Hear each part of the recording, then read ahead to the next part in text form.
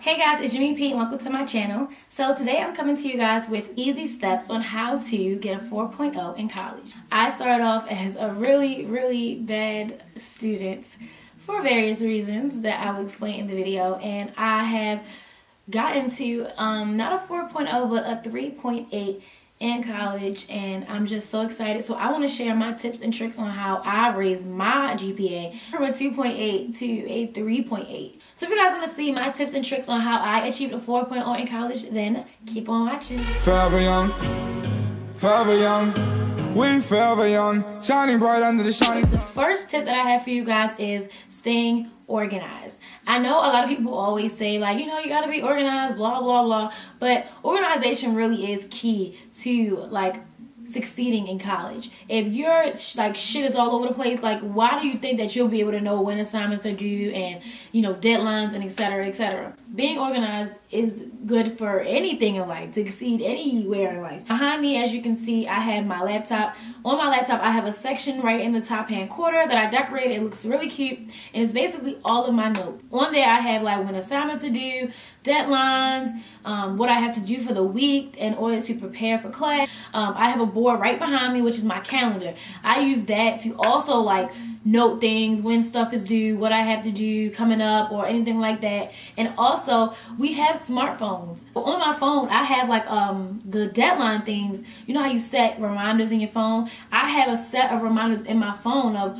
when assignments are due, and like just basically everything involving school, when stuff is due, homework, anything, literally anything. You know, you use your smartphone for everything else. Why not set a reminder for when your homework is due? So tip number 2 is emailing or staying in contact with your professor, or staying after class to talk to your professor. Emailing your professor is literally key. If you talk to your professor and they know you, it'll be way easier down the line when like you need an extra credit assignment or something, and you want to talk to them and be like, hey professor, do you have an extra credit assignment for me? You know, if you just come to your professor and you don't know them and they don't know you, and they literally are looking at you like, bitch, I ain't seen you all semester, I didn't even know you was in this class, it's going to be harder for them to be like, yeah, I'll give you an extra credit assignment. Sure. No, that's not going to happen. Staying in contact with the professors will literally help you succeed. I learned that myself. I used to just go in class, do my work, get out. No, talking to your professors will really help you succeed. Emailing them, asking them questions. Literally email them and ask them about anything. Ask them stupid questions like, oh, so it's due then, or did you mean this in the syllabus, or literally anything. The same thing when it goes for like a job interview. When you go into a job interview, they always ask you, do you have any questions? And like all the job interviews tell you, it's best to have questions, because it shows that not only are you interested and you're taking the class serious or the job serious, it helps them know that you're putting in the effort to get that 4.0. Like, oh, I got about 12,000 emails from this girl, and I've seen her 4 times after class. Like, of course I'll help her. Of course I'll help y'all, girl. I got you, okay? I got you. And also, class participation is also key. I learned that as well, just because it helps with them getting to know you, putting a face to your name. You're not just like kid number 16 on the fucking class roster. They'll know your name. It has to be reciprocated. If you put out, your professor will put in. You know what I mean? You can't just expect for your professor to be like, let me just give her this extra point. No, like, they don't know you. Let your professor know you, okay? Tip number 3 is utilize your school period. So you're paying $1,000 going into debt for this stuff. So you might as well just like use it. You know, go to the library, stay in the library after hours. My library doesn't close until 2 a.m. during school. Utilize it, okay? Just utilize what your school offers, because that is what it is there for. Number 4, let's just get this out the way. Excuse my language. Fuck them parties. Fuck them parties. Do not sit up here and waste your money talking about something. Oh, I want to go to that Sigma party. Oh, I want to go to the Kappa party. No. Fuck them parties. I am not joking with y'all. Especially y'all freshmen. I am not playing with y'all. Y'all better get y'all asses in that goddamn library. I signed somebody over, but literally, go in the library. Fuck them parties, because at the end of the day, you want that 4.0. You want to be on the dean's list. You want those scholarships. You want that good job opportunity. And at the end of the day, you want that degree. So that just leads into step number 5. Do your homework early. You really want to go to those parties, do your homework early. I know it's crazy to be like, oh, bitch, do my homework early. No. Oh, yeah. Duh, do my homework early and then go to the parties. Win-win. And then you don't have anything to worry about. Like, when you do your homework early, you don't have anything to worry about. If you do have some free time, and I know you just be sitting there chilling, it's like it's a long day, like school is stressful, do some homework. I would like start thinking about what I want my project to be on, or what I want to write my essay about. You can even do that. That is doing your homework. That is really setting up your mindset of like, oh, I know what I want to do. So you don't spend an hour and a half the day before the assignment's due thinking like, what the hell do I want my assignment to be on? Start planning in your head what you want your assignment to be on. And the next day you can like start jotting down notes about which one you're probably on. Then the third day, you can start doing a little bit of research on it. And then when it comes down to the last day, because you know we always wait to the last day to do our assignments. Don't even act like y'all don't do that. You really don't have much to do. You can just straight get that shit done. Simple. And then you still can party. Because we're college students. Party. Have fun. Step number 6. This is going to be a cliche because I know everybody says it, but study. Okay? Step D. You can pass now. You can pass without studying. I've learned that I can pass. I've gotten C's without studying. But if you want that 4.0 in college, it's not even a joke. You have to study. When it comes down to studying, what I learned is you have to learn what like studying techniques are good for you. I am a note card girl.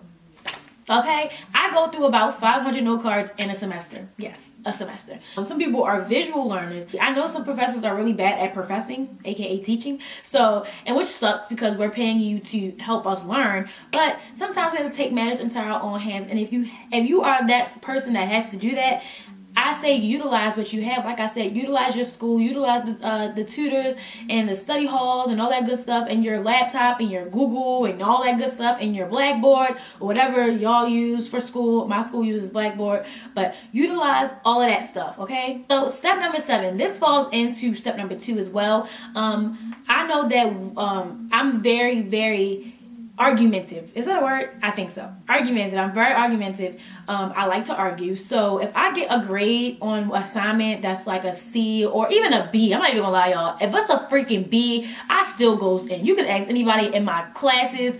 Listen, I do not play about my grades. So if you get a B and you know you deserve that A, do not be scared to email your teacher or talk to your teacher after class and dispute that grade. Say, I think I worked really hard in this assignment. I really want to know why I didn't receive the grade that I think I should have received. Because even if they don't change the grade right then and there, then they will tell you what you did wrong, and then that will help you for the next assignment. I have disputed a grade about 15 to 20,000 times, and I probably got told no 5 times. So the worst they can say is no. But if they see that you're like really pushing for that A because you really think you worked really hard on it, then they 9 times out of 10 will give you that grade, or at least give you tips on how to better your grade for the next assignment. Okay, so tip number 8. So I learned this from transferring schools. I was a pre-law major at my previous school, and even though I was really good at pre-law and like law just in general, I didn't really love it.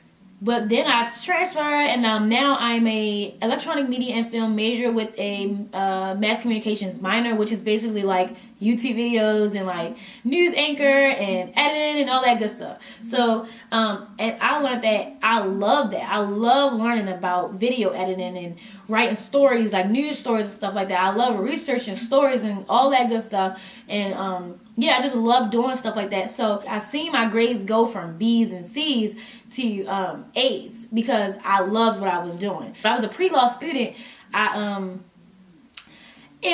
It wasn't that I wasn't good at it, because my test grades flourished. They were all A's because I was really good at what I was doing. But when it come down to the assignments, I didn't want to do the assignments. I'd rather go to the parties because I didn't love doing the assignments. Like, it wasn't fun to me. It wasn't interesting to me. And then when I got to the major that I'm in now, I really wanted to do the assignments. Like, I really wanted to learn how to edit videos and, like, research stories and stuff like that. So you really just gotta love what you're learning. You don't want to be in a career that you wake up in the morning and you're like,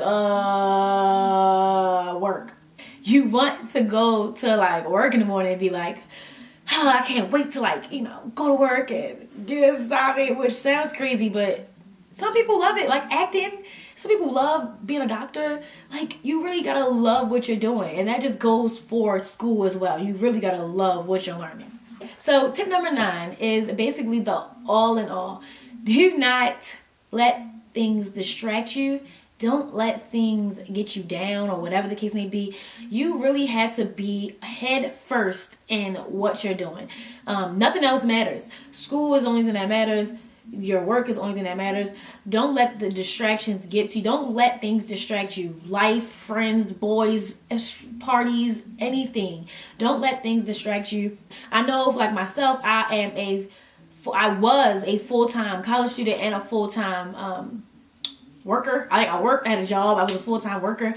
And it was really hard to balance both. At one time, I put more effort into my job than I did my school, and my grades suffered so bad. And then I switched it, and I put more effort into my school than I did my job. And my job, like, I was like on the verge of like losing my job because I would like come late and call out because I was so like keen on like I need to do this assignment or anything like that. So sometimes I know it's really hard to like balance both being a full-time worker and a full-time college student, but you gotta learn how to either balance the two or learn what is more important to you. I learned that school is a lot more important to me than my job, and they know that now. So they work with me, I work with them, and they know I'm focused on school, so they work with me. And also find a job that works with you and works with your school schedule. But just know that the ultimate goal at the end is to get your degree. Everything that comes along is just perks. Put your best foot forward. Don't let people tell you can't do something. Don't let people